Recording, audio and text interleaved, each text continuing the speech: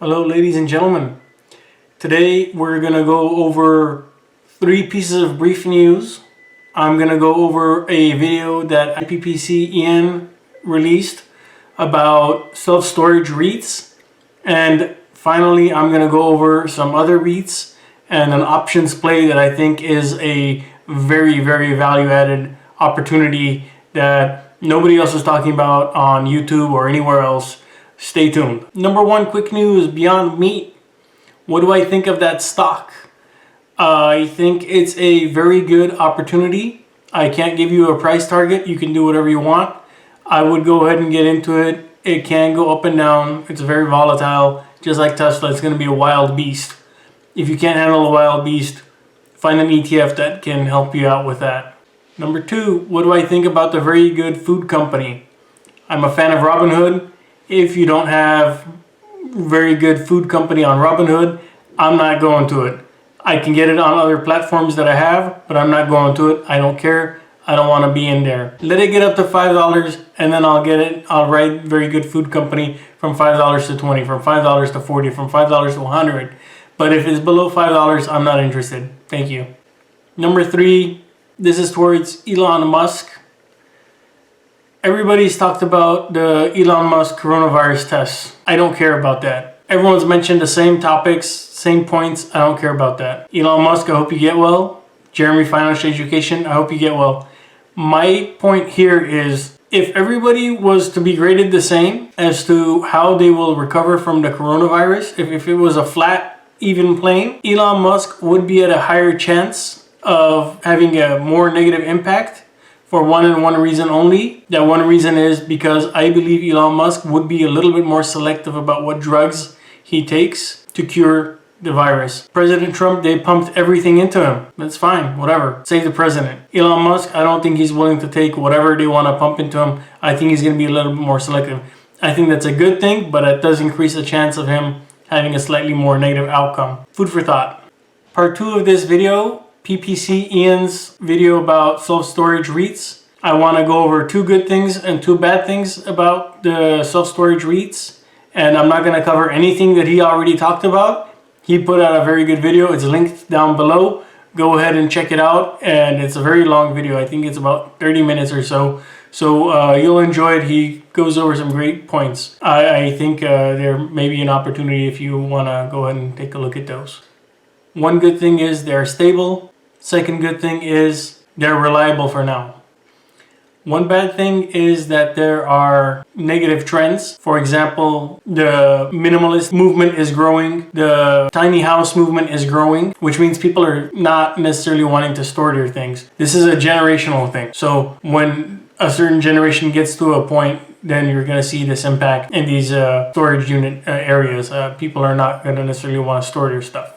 Second negative trend that I see towards the self-storage REITs or self-storage business, if you're interested in that, is let's look at the future. If people are buying or going from place to place in taxis, if people are going from place to place in electric cars that are fully autonomous, they don't necessarily want to buy stuff and haul it and move it around. They're probably going to want to have as few things on them at all times to move it around. They're not necessarily going to be interested in having a lot of things on them. And they're not going to be interested in getting things, packing things up and taking them to a storage unit. They'll probably be more willing to just throw that stuff out. And there's a second a note on this one, because the same trend, the same string of thought goes into everybody is shopping more and more on Amazon. As future generations go, Amazon's products are more and more cheap.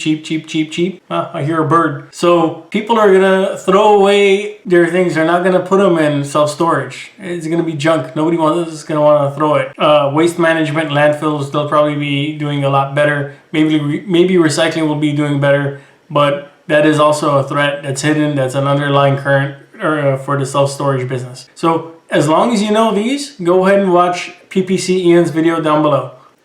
Part 3, smart money only. This is an advanced option category where you will have an outsized return if you choose to meddle in this type of opportunity. What I'm looking at is on my Robinhood app right now, NRZ options for January 2023, I'm looking at the $10 call. You can also drop down and look at the $5 call for 2023 January. Why are we looking at the $10 call and the $5 call for January 2023? The $10 call is $1.38 and the $5 call is $4.25. What NRZ does is it's a mortgage REIT. It buys and sells mortgages and it makes a profit in between. It collects mortgage fees. It does all the processing in between. It's a servicer of mortgages. If we look at the 5-year chart for NRZ, let's see what happened. You can see it on my phone.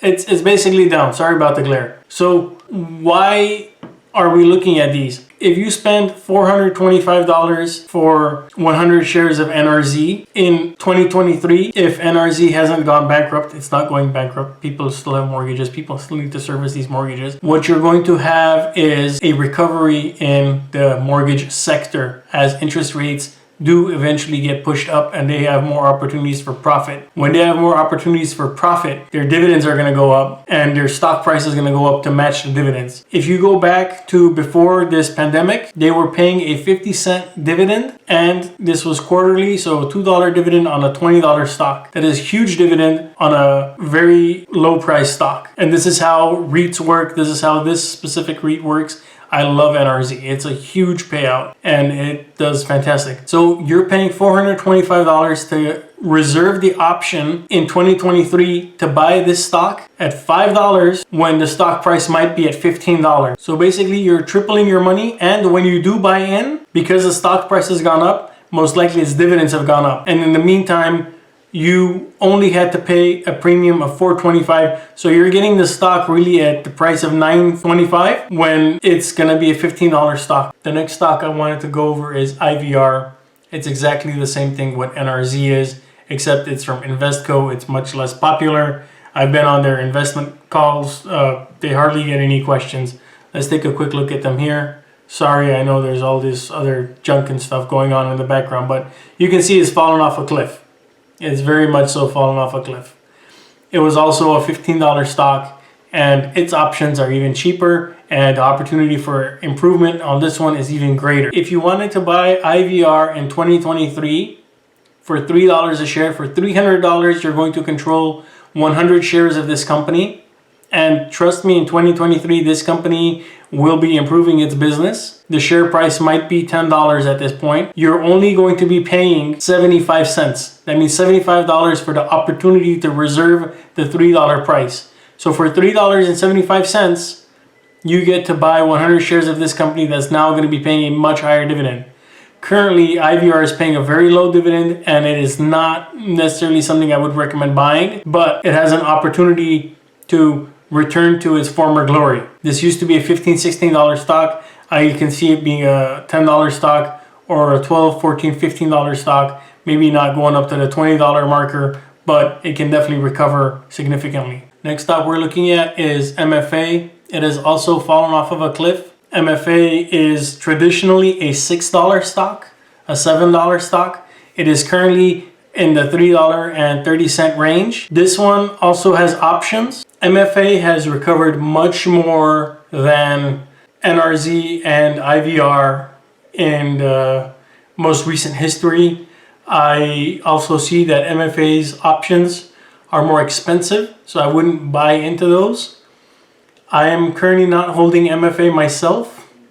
I used to, but right now I'm not, and I'm not really familiar with the dividend this time. You're welcome to go check it out and see if it's something that you're interested in buying into. They are, I believe, the smaller of the three companies here that I've gone over: NRZ, MFA, and IVR. NRZ being the biggest and the one that I'm most bullish on. I personally would go with NRZ options rather than the IVR or MFA options. These options contracts that I'm talking about here today are options contracts that you will actually want to execute. It's not something that you're going to want to swap. It's not something that you're going to want to flip. You buy it, it's super cheap, you sit on it. If it performs, you go ahead and trigger it and you buy it, and you have a massive upswing in your account, and you also have a nice smooth 100 share dividend coming in you get a nice block of shares. If these companies don't perform, then you're risking a very small amount of money to reserve your right to have a very nice opportunity. $425 to have maybe a $1,000 appreciation instantly in 2023, and to have ongoing dividends for the rest of time as long as that company is performing, and I believe it will. That's a very nice return on investment. If we go down to IVR, a $75 purchase of an insurance policy will also yield you a very nice return, especially with dividends. Basically, if you buy this, the dividends you earn in the year where you execute your option transaction, you will make more on the dividends than you spend on this options contract. Can you imagine that? You make more on the options contract than you did on the stock and the dividend. It's gonna be very nice to have more dividends than it costs you to hold that contract for 2 years to see this stock appreciate in price and to have the dividends increase. This is something that might even tempt you to execute the option contract sooner than the lifespan of the contract, because you're gonna be thinking, oh, I'm missing out on dividends. But you have to realize these dividends are regular, ordinary income dividends. They're not tax advantage dividends. They're not taxed at capital gains rates. They're taxed at capital gains rates, not long-term capital gains rates. So you're going to want to maybe think about that if you're going to be executing these options contracts, and that's something that you should be aware of before you go ahead and dive in. I want to also mention that. Ladies and gentlemen, if I did not provide excellent content here for you today, I don't know what else to do. Like, subscribe, comment. I don't want to repeat myself. Share it with somebody. Let them know that, hey, I found out something about options today that, wow, this is not something that everybody else talks about. This is something new. Maybe this person here should be subscribed to. He doesn't release comments and videos on everything every day all the time, but when he does release something, it's unique. It's different. I don't want to tell you something you already know. I don't want to repeat the same news that everybody else repeated. Obviously, there's no point. I'll see you guys next time. Bye.